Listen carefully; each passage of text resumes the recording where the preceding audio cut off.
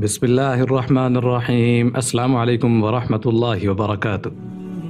ناظرین کرام، حاکم وقت کے کان میں کسی نے پھونک دیا کہ قرآن مخلوق ہے۔ یہ فتنہ عباسی خلیفہ مامون کے دور میں اٹھا اور مسلسل 3 حکمرانوں مامون، معتصم اور واثق کے ادوار میں شدت سے جاری رہا۔ پھر متوکل کے زمانے میں اپنے انجام کو پہنچا۔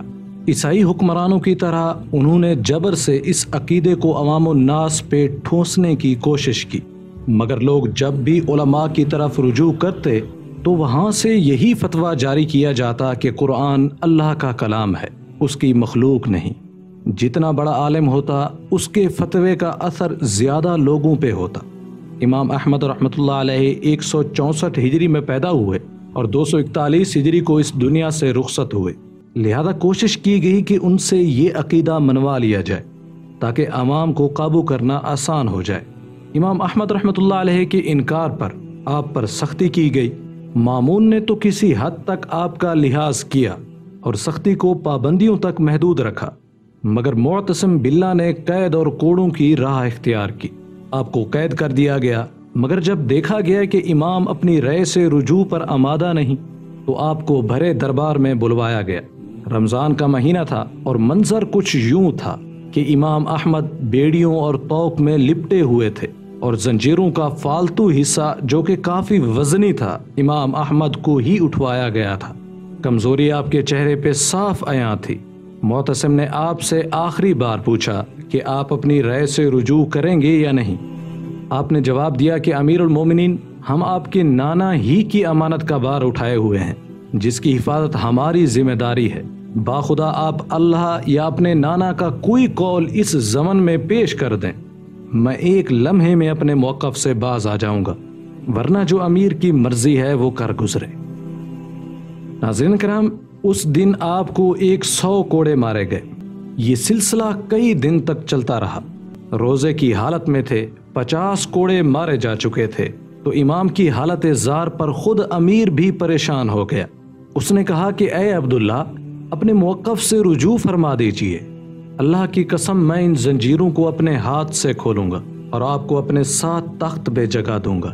آپ کی قدر و منزلت ہمارے دل میں ہے اور ہم آپ کو مشقت سے نکالنا چاہتے ہیں۔ مگر امام صاحب کا وہی موقف تھا کہ کتاب اللہ یا نبی کریم صلی اللہ علیہ وسلم کے قول سے دلیل لائیے، ورنہ جو چاہیے کر گزریے۔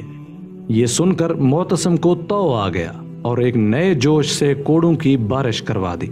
امام احمد پر غشی طاری ہونے لگی تو آپ نے فرمایا کہ میں روزے سے ہوں، مجھے پانی نہ پلایا جائے، اور غش کھا کر گر پڑے۔ ہوش میں آنے کے بعد آپ نے نماز ظہر کی نیت کر لی، مگر دربار میں بیٹھے درباری علماء نے طنز کیا کہ بڑا امام بنا پھرتا ہے، مگر اتنا مسئلہ نہیں پتا کہ خون بہہ جانے پر وضو ٹوٹ جاتا ہے۔ آپ نے فرمایا، میں نے سنا ہے کہ امیر المومنین عمر ابن خطاب رضی اللہ تعالی عنہ نے خون میں لت پت اپنی نمازیں پڑھیں اور مسلسل کئی دن خون کے جریان کے دوران نماز پڑھتے رہے۔ ناظرین کرام، بالاتفاق مسئلہ خلق قرآن کے بانی کا نام بھی احمد تھا، تو امام صاحب نیم بے ہوشی کی حالت میں تھے۔ احمد جو اس مسئلے کا بانی تھا، امام صاحب کے پاس آیا اور کان میں بولا کہ اگر آپ ہجوم میں عوام کی شرمندگی کی وجہ سے خلق قرآن کی تائید نہیں کرتے تو میرے کان میں کہہ دیں، میں آپ کو بادشاہ معتصم باللہ کے عذاب سے نجات دلاتا ہوں اور سفارش کرتا ہوں۔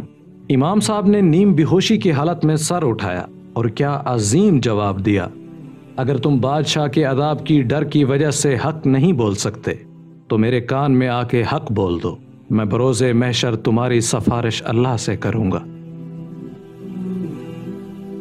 ناظرین کرام، امام صاحب کو جو کوڑا مارا جاتا اس میں پتریاں لگی ہوتی۔ کوڑے کا جسم مبارک سے علیحدہ ہوتے وقت دربار میں خون اور گوشت کے لوتھڑے بکھر جاتے، مگر امام احمد نے اف تک نہ کی۔ واثق آیا تو اس نے امام پر تدریس کی پابندی لگا دی اور بعد میں آپ کو قید تنہائی میں رکھنے کا حکم دیا۔ لوگوں کو آپ سے ملنے پر بھی پابندی لگا دی۔ متوکل باللہ نے آ کر آپ پر سے یہ پابندیاں اٹھوائیں اور آپ کے مطالبے پر اس فتنے کے سرخیل علماء سے مناظرے کا بندوبست دربار میں کیا۔ امام احمد بن حنبل رحمۃ اللہ علیہ نے خلیفہ کو مخاطب کر کے پوچھا امیر المومنین ان سے پوچھئے کہ کیا رسول اللہ صلی اللہ علیہ وسلم کو اس مسئلے یعنی قرآن کے مخلوق ہونے کا علم تھا یا نہیں؟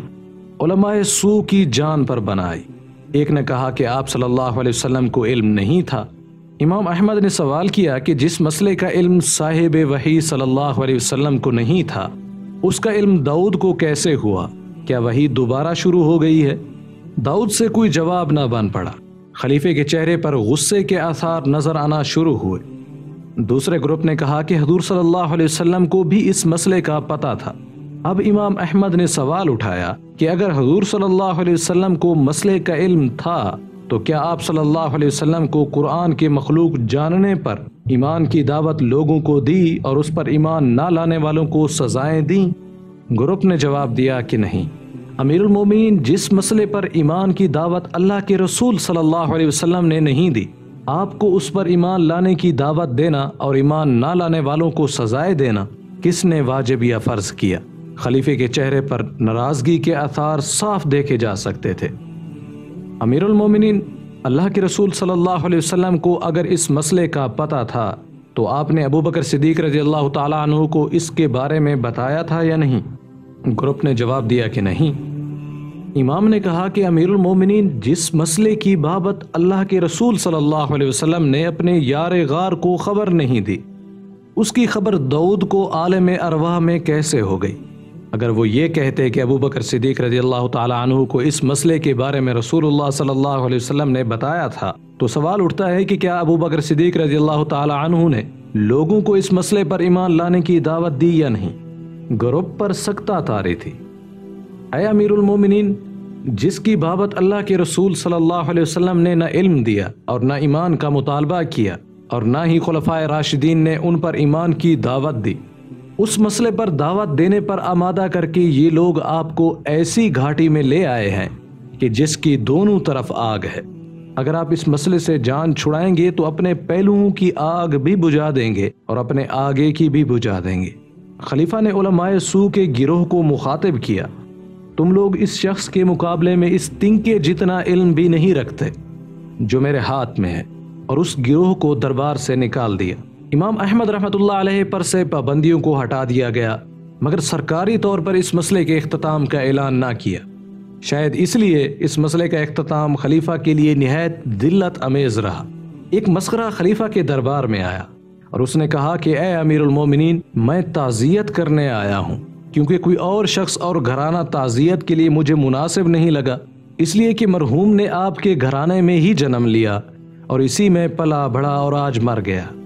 خلیفہ ہکا بکا اس مسخرے کا منہ دیکھتا رہا۔ کچھ بکو گے بھی یا نہیں کہ کس کا انتقال ہو گیا؟ امیر المومنین، میں قرآن کے فوت ہونے پر تعزیت کرنے آیا ہوں۔ انا للہ و انا الیہ راجعون۔ آخر قرآن مر گیا۔ کل نفس ذائقۃ الموت۔ اے امیر المومنین، صبر کیجئے، سب مخلوق کے مقدر میں اللہ نے مرنا ہی لکھا ہے۔ خلیفے کی حالت یہ تھی کہ کاٹو تو لہو نہیں۔ اگر قرآن مخلوق ہے تو پھر اس کا مرنا بھی لازم ہے۔ اس سے انکار اس کے مخلوق نہ ہونے کی واضح دلیل تھی۔ خلیفہ نے اسی دن اعلان کیا کہ آئندہ اگر کسی نے کلام اللہ کو مخلوق کہا تو اس کو سزا دی جائے گی۔ اس طرح یہ فتنہ اپنے انجام کو پہنچا۔ لیکن ذرا ٹھہریے، امام احمد رحمۃ اللہ علیہ ایک ڈاکو کو بہت دعائیں دیا کرتے تھے۔ فرماتے تھے کہ مجھے جب بھی کوڑے مار کر کوٹھڑی میں واپس پھینکا جاتا تو ایک ڈاکو جو میرے سامنے کی کوٹھڑی میں تھا مجھے کہتا، اے امام احمد، میں ایک ڈاکو ہوں، ان لوگوں نے میرا ہاتھ کاٹ دیا، میں پھر بھی باز نہیں آیا، پھر پاؤں کاٹ دیا، میں پھر بھی باز نہیں آیا۔ اب یہ مجھے جب بھی گرفتار کرتے ہیں تو ہزار ہزار کوڑے کی سزا دیتے ہیں، مگر میں اب بھی یہ کہتا ہوں کہ اگر مجھے انہوں نے چھوڑا تو میں پھر بھی یہی کام کروں گا۔ اے احمد، اگر میں باطل کے لیے اتنی استقامت دکھا سکتا ہوں تو کیا آپ اللہ کے لیے استقامت نہیں دکھا سکتے؟ اگر آپ نے ہار مان لی تو حشر میں میری موجودگی میں اللہ کو کیا منہ دکھائیں گے؟